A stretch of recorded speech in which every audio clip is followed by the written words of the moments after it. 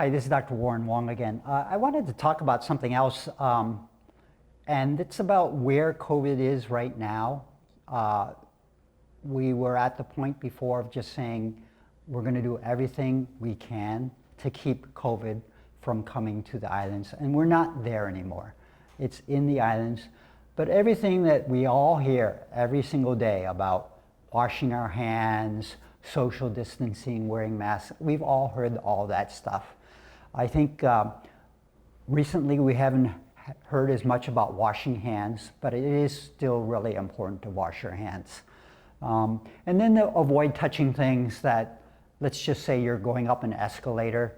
If somebody has COVID and they just put their hand on the escalator, they're cleaning those escalator railings all the time, but just when that person puts their hand right there, and you're the next person going up that escalator, you might get it that way.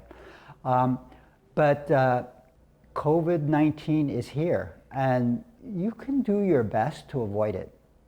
But, people still get COVID. And I was reading an article by an epidemiologist, and he was doing everything he could to avoid COVID-19. But you know what? He still got it. I mean, he wasn't going to funerals or going to parties or going to the bar. He was being very careful, but he still got it. And in certain places across the country, and of course in a place like Hawaii where a lot of people are going to come, we're going to get more exposure to COVID-19. And it's good to be careful, but what I really want to emphasize is that if a person does get COVID, be sympathetic. Don't give that person stink eye, because now it's possible that anybody will get it. And people don't know when they're around other people who are asymptomatic.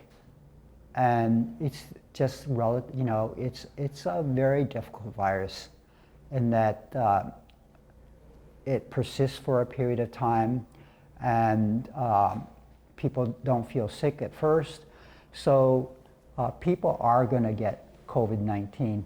I guess my big point is just be careful, do your best, and then when somebody does get COVID, what you don't want to do is you don't really want to make that person feel guilty. Because if they feel guilty, if they feel ashamed that they're having COVID, guess what? They might not tell anyone. And that'll make things worse.